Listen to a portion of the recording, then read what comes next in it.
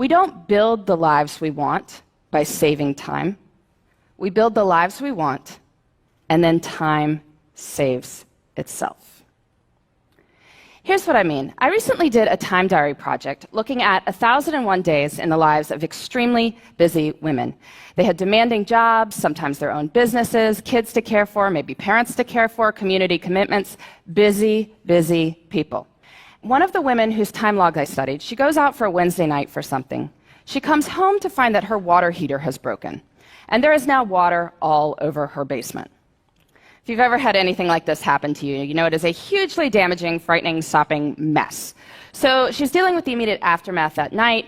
Next day, she's got plumbers coming in. Day after that, professional cleaning crew dealing with the ruined carpet. All this is being recorded on her time log. Winds up taking 7 hours of her week. 7 hours. That's like finding an extra hour in the day. But I'm sure if you had asked her at the start of the week, could you find 7 hours to train for a triathlon? Could you find 7 hours to mentor 7 worthy people? I'm sure she would have said what most of us would have said, which is no. Can't you see how busy I am? Yet when she had to find 7 hours because there is water all over her basement, she found 7 hours. And what this shows us is that time is highly elastic. We cannot make more time, but time will stretch to accommodate what we choose to put into it. And so the key to time management is treating our priorities as the equivalent of that broken water heater. This is key. We treat our priorities as the equivalent of that broken water heater by putting them into our schedules first. There are 168 hours in a week. 24 times 7 is 168 hours. That is a lot of time.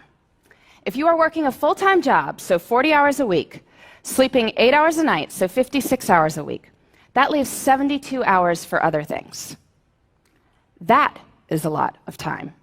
You say you're working 50 hours a week, maybe a main job and a side hustle.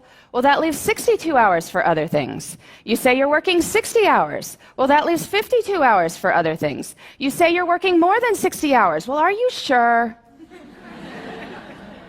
So we have plenty of time, which is great, because guess what? We don't even need that much time to do amazing things.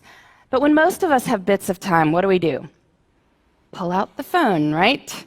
Start deleting emails, or otherwise we're puttering around the house or watching TV.